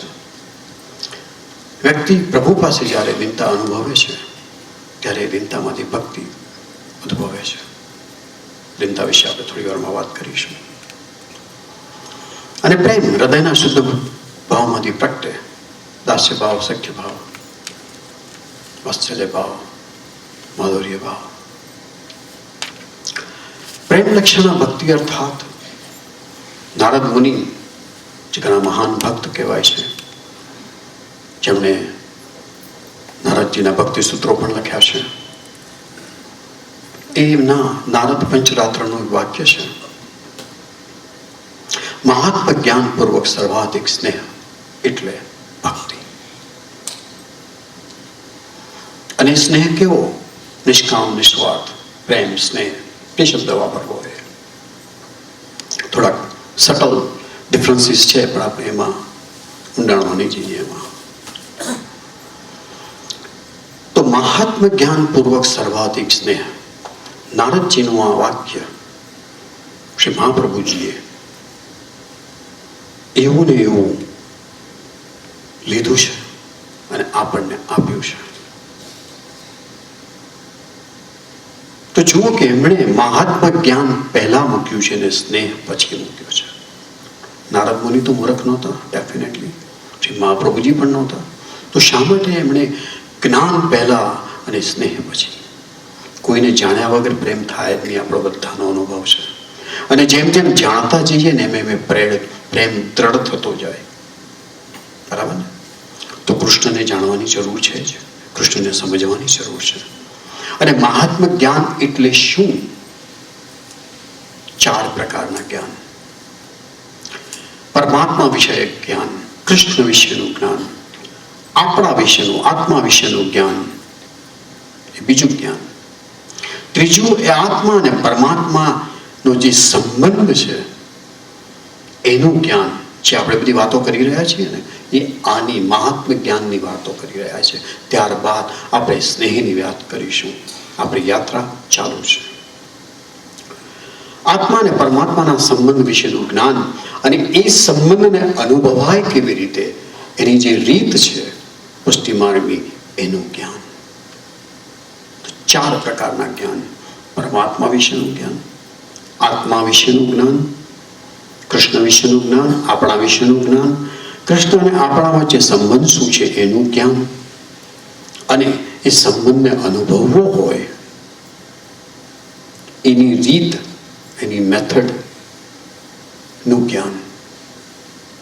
અને સેવા પણ સમજીને કરવાની હોય, સમજ વગરની સેવા. ઘણી વખત દાખલા આપવામાં આવે છે કે આપણને ક્યાં ખબર છે કે ટેબ્લેટમાં દવામાં શું છે, છતાંય દવાની અસર થાય છે ને. બરાબર છે? દાખલો ઘણી વખત આપવામાં આવે છે. મારું એમ પૂછવું છે કે પેટમાં દુખતું હોય તો આપણે માથાની ગોળી કોણ કેટલા જણા લે છે? કોઈ નહીં. શા માટે? શા માટે નહીં? કેન્સર થયું હોય તો આપણે શું કરીએ છીએ? ટીબીની દવા લઈએ છીએ. તો નિદાન પ્રમાણે દવા લઈએ છીએ, સમજીને દવા લઈએ છીએ.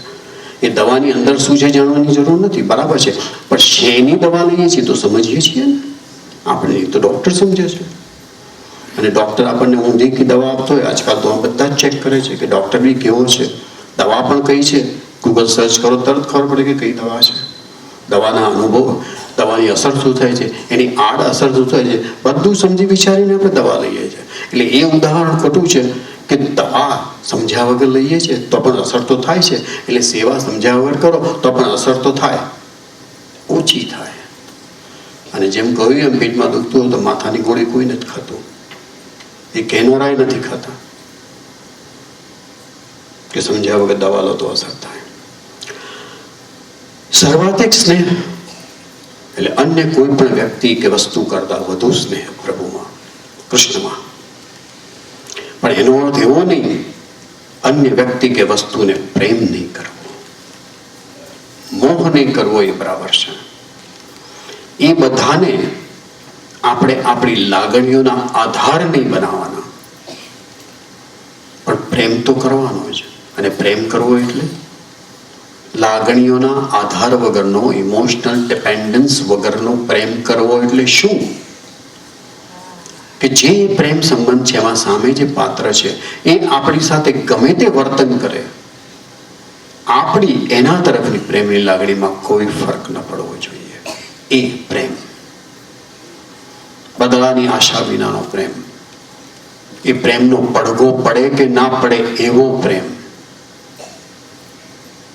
જરૂરી છે આ યાત્રામાં. ભગવાન શ્રી કૃષ્ણ અર્થાત સત્ય, પ્રેમ, રસ, આનંદ, કૃપા આપણે જોઈ ગયા. હવે આપણે જે વાત કરી રહ્યા છીએ ને,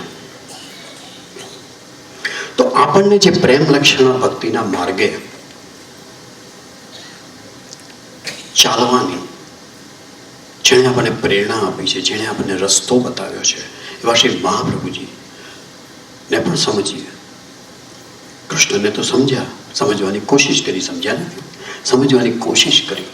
અને કોશિશ જીવનભર ચાલુ રહેશે. એ કંઈ એકાદ બે દિવસમાં સમજાય એવો તો છે જ નહીં. ઘણો નટખટ છે, ઘણો કોમ્પ્લેક્સ છે. એને તો પ્રેમથી જ સમજવો પડે. જેમ સ્ત્રી માટે કહેવાય છે ને, એને સમજાય નહીં, એને પ્રેમ જ કરવાનો હોય, એ વાક્ય કૃષ્ણ માટે બરાબર છે. એને સમજવાની કોશિશ શરૂ કરીએ, પણ સમજાય ત્યાં સુધી એને પ્રેમ નહીં કરવો એવું નહીં, પ્રેમ પણ કરવાનો, નિષ્કામ નિસ્વાર્થ પ્રેમ. તો કૃષ્ણ પૂર્ણ પુરુષ છે, પૂર્ણ પુરુષ ભાવ છે એમનામાં બધું જ છે. અને એમનામાં પૂર્ણ સ્ત્રી ભાવ પણ છે. ત્યારે જ એ સ્વામિનીજી કે રાધા ના ચરણ દાબી શકે છે, ચરણે અડતો લગાડી શકે છે. આ બધા પ્રસંગો છે. એમને ઉંચકી શકે છે, લઈ જાય, થાક લાગ્યો હોય તો એમના વાળ ઓળીને શૃંગાર કરી શકે છે. આમાંથી કેટલા પતિઓએ પોતાની પત્નીના શૃંગાર કર્યા છે, કેટલા પતિઓએ પત્નીના પગ દબાવ્યા છે સતત, કેટલા પતિઓએ એમની પત્નીના ચરણ સ્પર્શ કર્યા છે. કૃષ્ણ કરે છે. કૃષ્ણમાં પૂર્ણ પુરુષ ભાવ છે, પૂર્ણ સ્ત્રી ભાવ છે. He is complete, he is whole, પૂર્ણ છે. પૂર્ણ હોય એમાં બધું જ હોય. પૂર્ણ પુરુષોત્તમ આપણે શબ્દ વાપરીએ છીએ, પણ પૂર્ણ પુરુષોત્તમ એટલે શું? આ બધું ઉભય ભાવાત્મક, મતલબ બંને ભાવ છે. પુરુષનો ભાવ પણ છે ને સ્ત્રી ભાવ પણ છે અંદર. એકચ્યુઅલી આપણા દરેકમાં આ બંને ભાવ હોય છે, પુરુષ ભાવ અને સ્ત્રી ભાવ. આપણે એની વાત કરીએ. આનંદ તો શ્રી રાધા શ્રી સ્વામિનીજી અર્થાત શું? શ્રી કૃષ્ણના વામ અંગમાંથી પ્રકટિત કૃષ્ણમાં સ્થિત સ્ત્રી ભાવનું સૌંદર્યમય સ્વરૂપ. કૃષ્ણને પ્રેમ કરવો હોય ને તો સ્ત્રી ભાવ અગત્યનો છે. સ્ત્રીનું શરીર નહીં જોઈએ, સ્ત્રી ભાવ જોઈએ. કારણ કે સ્ત્રી ભાવને શરણાગતિને સમર્પણ સહજ છે, પુરુષ ભાવ ને અહંકાર સહજ છે. એટલે પુરુષ ભાવ અને સ્ત્રીમાં પણ પુરુષ ભાવ હોઈ શકે છે, ન હોય એમ નહીં. વિચાર કરજો. અને પુરુષમાં પણ સ્ત્રી ભાવનું પ્રાધાન્ય હોઈ શકે છે. અને એ જ પુરુષ જેનામાં સ્ત્રી ભાવ છે, જે સ્ત્રી ભાવના કારણે શરણાગતિને સમર્પણ કરી શકે છે કૃષ્ણના ચરણે, એ જ આ માર્ગે આગળ વધી શકે છે.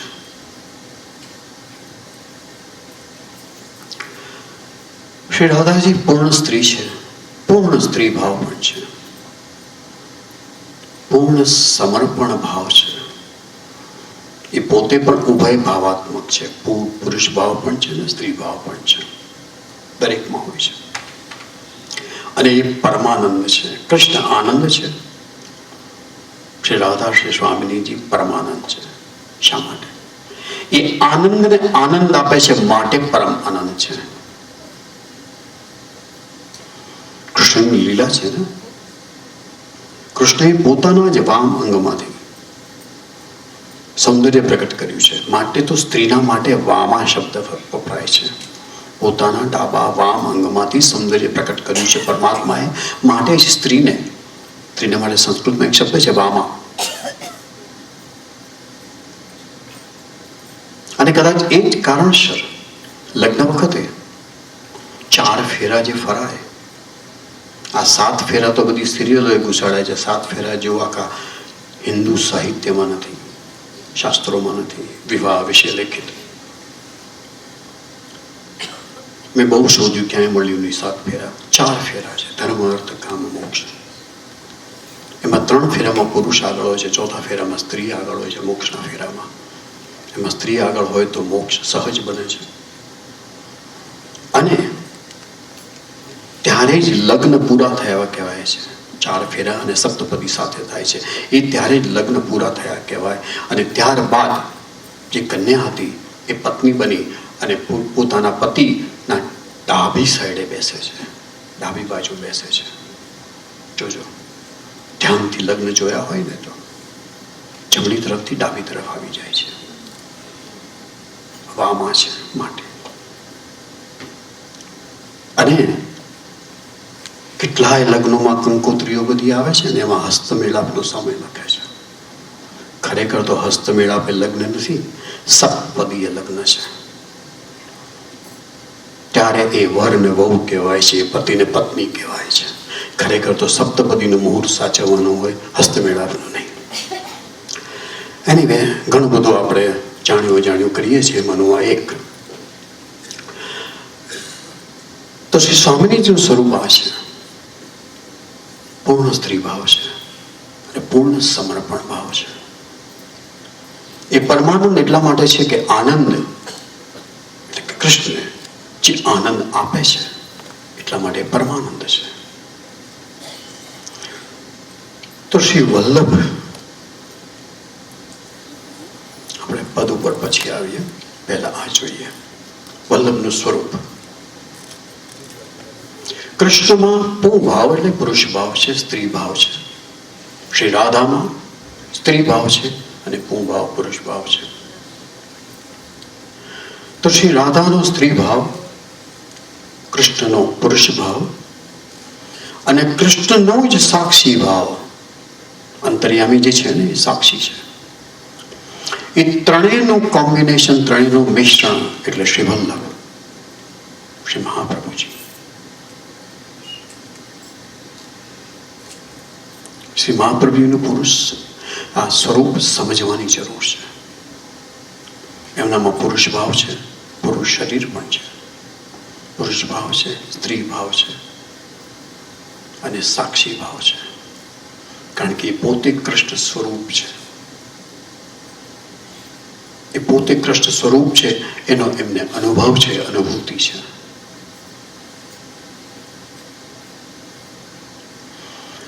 તો પૂ ભાવ, પુરુષ ભાવ એટલે શું? સ્વામી ભાવ, ભોગતા ભાવ. ભોગતા એટલે જે ભોજન કરે એ, અને ભોગ્યા ભાવ એટલે જે ભોજન હોય એ. તો અહીંયા થોડું કદાચ સમજવામાં થોડી તકલીફ પડે, જરૂર વાર લાગે એવું છે. પણ યાદ રાખવા જેવું એ છે કે સ્ત્રી ભાવ એ જરૂરી છે કૃષ્ણને પ્રેમ કરવા માટે. પુરુષ ભાવ એટલે સ્વામી ભાવ, ભોગતા ભાવ. પોતે ભોગતા પણ છે ને પોતે ભોગ્યા પણ છે. પોતે ભોગતા પણ છે ને પોતે ભોજન પણ છે. સ્ત્રી ભાવમાં પણ સેમ થિંગ, સમર્પણ ભાવ. ભોગ્યા ભાવ એ પ્રાધાન્ય છે, ભોગતા ભાવ એ ગૌણ છે. અને સાક્ષી ભાવ, સ્ત્રી ભાવ અને પૂ ભાવના સમાગમ, રસનો અનુભવ કરનાર એ સાક્ષી ભાવ. આ ત્રણેયનું કદાચ જો સમજણ આપણે ફરી એક વખતે એની વાત કરીશું, થોડું ઘણું આગળ ચાલીશું, પછી કદાચ આ વધારે સમજાશે એવું બની શકે. હમણાં ખાલી શબ્દો યાદ રાખી. તો શ્રી મહાપ્રભુજીમાં આ ત્રણેય ભાવ છે. સાક્ષી ભાવ તો દરેકમાં હોય છે ડેફિનેટલી, પણ એમનામાં શ્રી કૃષ્ણનું પુરુષ ભાવ, શ્રી રાધાનો સ્ત્રી ભાવ, એમના એટલા માટે એમણે કૃષ્ણને શરણાગતિને સમર્પણ એમના માટે સહજ છે. અને સહજતા માટે જ એમને રિયલાઇઝ થયું, એમને અનુભવ થયો કે હું કૃષ્ણ સ્વરૂપ છું. એ કૃષ્ણ સ્વરૂપ છે કારણ કે એમની અનુભવ છે. અને માટે જ એમના માટે આ પદ લખવામાં આવ્યું કે પોતાના હૃદયમાં બિરાજતા પૂ ભાવ તથા ગુઢ સ્ત્રી ભાવમાંથી શ્રી કૃષ્ણે સ્ત્રી ભાવાત્મક સૌંદર્ય પ્રકટ કર્યું. શ્રી સ્વામીજીના હૃદયમાં બિરાજમાન પૂ ભાવ સૌંદર્ય પ્રકટ કર્યું. આ સમ્યક આશ્લેષમાંથી રસ ઉદ્ભવ્યો. શ્રી કૃષ્ણે આ રસને શ્રી વલ્લભમાં સ્થાપિત કર્યો. આના સાક્ષી રૂપ સ્વરૂપ તથા સ્ત્રી ભાવ, પૂ ભાવ એમ ત્રણ સ્વરૂપ જેમનામાં છે એ શ્રી વલ્લભનું ધ્યાન ધરીએ. અષ્ટક ગણાને ખબર હશે.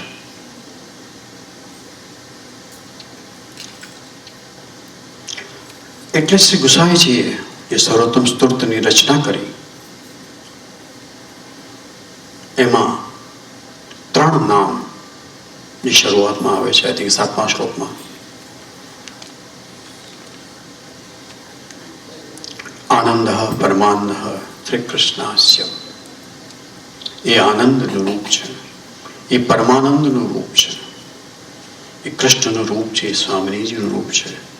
પુરુષ ભાવ છે, સ્ત્રી ભાવ છે, અને એ કૃષ્ણનું મુખારવિંદ છે. કારણ કે કૃષ્ણની વાણી એમણે આપણા સુધી પ્રગટ કરી છે. કૃષ્ણાસ્ય, કૃષ્ણનું મુખારવિંદ રૂપ છે શ્રી વલ્લભ. તો એમણે જે કંઈ આપણને ઉપદેશ આપ્યો છે, આદેશ આપ્યો છે, જે રસ્તો બતાવ્યો છે, એ બધું જ શ્રી કૃષ્ણ પ્રતિ આવ્યો છે. શ્રી કૃષ્ણ કહો કે શ્રીનાથજી કહો, કોઈ ફરક નથી, કોઈ જ ફરક નથી. શ્રી કૃષ્ણ જેમનો જે આપણા આરાધ્ય છે, એ સારસ્વત કલ્પમાં થઈ ગયા. સુધી કહીશ કે આજે કે કલ્પનું ટાઈમ મેજરમેન્ટ શું હોય છે, આપણે કાલે સવારે વાત કરીશું એની. અને અત્યારે કયો કલ્પ ચાલે છે, પણ એ સારસ્વત કલ્પમાં શ્રી કૃષ્ણ પૂર્ણાવતાર હતા. ભૂલી જાઓ તો કાલે મને યાદ દેવડાવજો, જરા ડિટેલમાં વાત કરીશું એની. પણ શ્રી ગુસાઈજી કૃત સર્વોત્તમ સ્તુતિના પ્રથમ 3 નામ અને બાકીના 105 નામ, એ આ 3 નામના અલગ અલગ ડેરિવેટિવ છે, જે શ્રી મહાપ્રભુજીનું તેને કે ટોટલ કેરેક્ટરાઇઝેશન છે. એમના સમગ્ર જીવનનો ચિતાર છે, એમના મિશનનો ચિતાર છે. અને માટે સર્વોત્તમ સૃષ્ટિના પાઠ 35 એટલા માટે કરવાના કે શ્રી મહાપ્રભુજીમાં આપણી શ્રદ્ધા અડગ બને. કારણ કે આપણને બધાને એક ખરાબ ટેવ છે, જેનામાં શ્રદ્ધા હોય ને એની વાત જ આપણે માનીએ, બીજા કોઈની ના માનીએ. અને માટે શ્રી મહાપ્રભુજીમાં આપણી શ્રદ્ધા પ્રગટ કરવા માટે, આપણી શ્રદ્ધા દ્રઢ કરવા માટે શ્રી ગુસાઈજીએ આપણા પર કૃપા કરી અને સર્વોત્તમ સ્તોત્રની રચના કરી છે. તો એનો પાઠ એટલા માટે કરવાનો કે શ્રી મહાપ્રભુજીમાં શ્રદ્ધા દ્રઢ બને. સમજીને પાઠ કરવાની જરા મોટી જરૂર છે. એમનું શ્લોક ઉચ્ચારણ કરવું, એનાથી એ ભાવ દ્રઢ નહીં થાય. આ પેલી દવાની ગોળી નથી, એ ઉપમા તો આપણે ભૂલી જવાની. જ્યારે પાઠ કરીએ ત્યારે જેમ કોઈ વાંચીને એનું ભાષાંતર વાંચીને કરીએ તો એનો અર્થ મગજમાં બેસશે, પછી એ પાઠ કરવાની વધારે મજા આવશે, વધારે આનંદ આવશે. એ સર્વોત્તમ સ્તોત્રમાં જે કહેવા માંગે છે શ્રી ગુસાઈજી, એ આપણી બુદ્ધિમાં, આપણી લાગણીઓમાં, આપણા હૃદયમાં સ્થિર થશે, જે જરૂરી છે. માત્ર શ્લોકોનું ઉચ્ચારણ એ એટલો ફાયદો ક્યારેય નથી કરતું.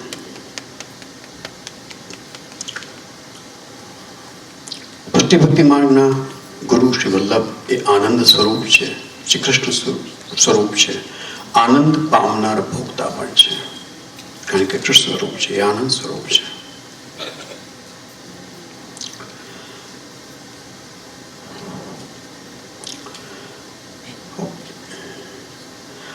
અને સાથે સાથે પુષ્ટિ ભક્તિ માર્ગના ગુરુ શ્રી વલ્લભ એ પરમાનંદ સ્વરૂપ પણ છે, જે સ્વામિનીજી સ્વરૂપ છે. આનંદ આપનાર ભોગ્યા છે, એ પોતે જ ભોગતા છે, પોતે જ ભોગ્યા છે. કારણ કે પોતે પરમાનંદ સ્વરૂપ છે, પોતે જ આનંદ સ્વરૂપ છે. કારણ કે એમાં કૃષ્ણનો પણ અંશ છે, શ્રી સ્વામિનીજીનો પણ અંશ છે. અને એમનામાં એ સમર્પણ ને શરણાગતિ સહજ છે, એ સ્વામિનીજીના અંશના કારણે, સ્ત્રી ભાવના કારણે. એ શ્રી કૃષ્ણાશ્વય સ્વરૂપ છે, કૃષ્ણના મુખારવિંદ સ્વરૂપ છે. એ રસ અનુભવ કરનાર સાક્ષી છે અને કૃષ્ણ વાણીના વક્તા છે, આચાર્ય. એ જે આનંદ અને પરમાનંદ ના સમાગમનો જે રસ ઉત્પન્ન થાય છે, ભગવત રસ, પ્રેમ રસ જેને કહો, એના એ સાક્ષી છે. તેને કહી શકાય કે સતત થતી રાસલીલાના એ સાક્ષી છે. રાસલીલા નિત્ય છે. આપણા જો સદભાગ્ય હોય, આપણે ત્યાં સુધી પહોંચી શકીએ, અને સંભાવના છે આપણા દરેકમાં એ સંભાવના છે કે આપણે એ રાસલીલાના સાક્ષી થઈ શકીએ. અને એથી આગળ વધી અને રાસલીલામાં સહભાગી થઈ જઈએ, ત્યારે ગોપી ભાવ આપણામાં સિદ્ધ થાય, પ્રગટે અંદરથી. આપણામાં એ સંભાવના છે. એ સંભાવનાને આપણે સમજપૂર્વક એ માર્ગે ચાલી અને એ સંભાવનાને એની એક શક્યતામાં પલટવાની જરૂર છે, એક રિયાલિટીમાં એને સાકાર કરવાની જરૂર છે. શ્રી કૃષ્ણ વાણીના વક્તા આચાર્ય, શ્રી કૃષ્ણ સ્વરૂપ શ્રી વલ્લભના ચરણોનો દ્રઢ આશ્રય એ જ માત્ર એક માર્ગ.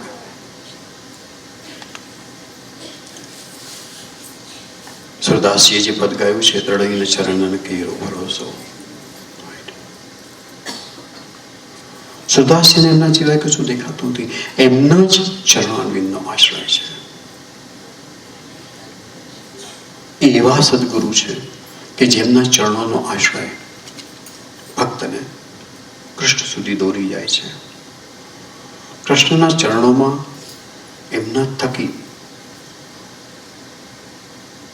આપણી શરણાગતિ, આપણું સમર્પણ થાય છે અને એમના થકી જ કૃષ્ણ આપણો સ્વીકાર કરે છે. પેલા એક નામ તો ભૂલી ગયો, વૈષ્ણવ, પણ એમનાથી કોઈ અપરાધ થઈ ગયો અને શ્રી મહાપ્રભુજીએ, કારણ કે એમને વૈષ્ણવનો અપરાધ કર્યો હતો, એટલે મહાપ્રભુજીએ એમને એમનો ત્યાગ કર્યો. હા, રામાનંદ પંડિત કે શું નામ તો એમને ભૂલી ગયા, રામાનંદ પંડિત. તો એમને જબરો વિરહતાપ કે ગુરુથી વિમુખ, તો બજારમાંથી આઈ થિંક જલેબી લઈને એમણે ધરી અને શ્રીજી આરોગી. ત્યારે પૂછ્યું, ત્યારે કે કેમ? તો કે તમે તિરસ્કાર કરો, પણ તમે એનો હાથ પકડીને મને સોંપ્યો છે, હું કેવી રીતે એને છોડું છું? શ્રી કૃષ્ણ, શ્રીનાથજી, શ્રી મહાપ્રભુજી દ્વારા આપણને ગેરંટી આપે છે કે આપણે જો શ્રી મહાપ્રભુજીના સંગે શ્રી કૃષ્ણની તરફ ગતિ કરીશું તો કૃષ્ણ જરૂર આપણો અંગીકાર કરશે, આપણો સ્વીકાર કરશે. હા, એના માટે આપણામાં ઘણું બધું હોવું જરૂરી છે, એની ચર્ચા આપણે કરીશું. પરંતુ શ્રી મહાપ્રભુજીના ચરણોનો દ્રઢ આશ્રય, એમના વચનોમાં પૂર્ણ શ્રદ્ધા. એનો અર્થ એવો નહીં કે એમના વચનો માટે શંકા ન કરવી, પ્રશ્નો ન કરવા જરૂર, પણ એ પ્રશ્નો કેવા? મારે એ પ્રશ્નો કરી સમજી અને આ માર્ગે આગળ વધવું છે. માટે ચેલેન્જ કરતા પ્રશ્નો નહીં. મુમુક્ષુ તરીકે મારે કંઈક જાણવું છે, ઇન્તજારી છે, મારી આ યાત્રામાં મારે એક સમજ કેળવવી છે, માટે મને આ પ્રશ્નો જાગે છે અને એ પ્રશ્નો મારે પૂછવા છે. ગ્રંથોનું વાંચન કરતાં કરતાં એ પ્રશ્નો ઊભા થશે ને, શ્રી મહાપ્રભુજી અને શ્રીજીની કૃપાથી એ પ્રશ્નોના જવાબ એ ગ્રંથોમાંથી જ મળતા જશે. કારણ કે આપણી સમજ એક ઠેકાણે અટકતી નથી, એ પેલી ટ્રેડમિલ પર ઊભી નથી રહેતી, એ આગળ ને આગળ વધ્યા જ કરે છે. મારો અનુભવ છે વર્ષોનો. હા, શ્રદ્ધા હોવી જોઈએ. હું કાંઈ પણ વાંચું છું, કાંઈ પણ વિચારું છું, ફિલ્મો જોઉં છું, કોઈક નોવેલો વાંચું છું, અન્ય ધર્મોના પુસ્તક વાંચું છું, એમની ફિલોસોફીનું અધ્યયન કરું છું, દિમાગમાં એક જ હોય છે કે શ્રી મહાપ્રભુજી શું કહે છે આ માટે, શ્રી મહાપ્રભુજી શું કહે છે, શ્રી મહાપ્રભુજી આમ કેમ કહે છે. ઘણી વખત જવાબ મને અલગ ઠેકાણેથી મળે છે. કોઈ ફિલ્મના સોંગમાંથી પણ મળી આવે છે મને. પેલી મોહબ્બતે ફિલ્મનું મને આખું ગીત તો આવડતું નથી, પણ મોહબ્બતે ફિલ્મ જેણે જોઈ હોય એમાં એ ઐશ્વર્યા રાય એક સોંગ ગાય છે, ગીત ગાય છે, હમી કો હમી સે ચુરા લો. એને કદાચ પ્રેમીને કહેતી હશે. તો આપણો પ્રેમી કોણ છે? કૃષ્ણ છે. એને કહીએ કે તું મારામાંથી મારો અહંકાર ચોરાવી લે, હમી કો હમી સે ચુરા લો. મારામાંથી મારો અહંકાર શોષી લેતો, કારણ કે તારી ને મારી વચમાં અહંકારની શીખતી વાત છે, બીજું કશું નથી. તો આપણે આ પ્રાર્થના તો સતત કરી શકીએ, હંમેશા કરી શકીએ. હે પ્રભુ, મારી ને તારી વચ્ચે જે દિવાલ છે એ તોડવાનો હું પ્રયત્ન કરી રહ્યો છું. એ પ્રયત્ન તું મને સાથ આપ, એનો સહકાર આપ. એ જ તો પુષ્ટિ માર્ગ છે. અને એ જ યાત્રા આપણે કરી રહ્યા છીએ. આજે અહીંયા વિરામ લઈએ, કારણ કે આના પછી ટોપિક તરફ જુદો થાય છે. વિષય આ જ છે, આ જ યાત્રા છે, આ મુકામ છે. સૌને જય શ્રી કૃષ્ણ. કાલે સવારે 10:30 જરૂર મળીશું.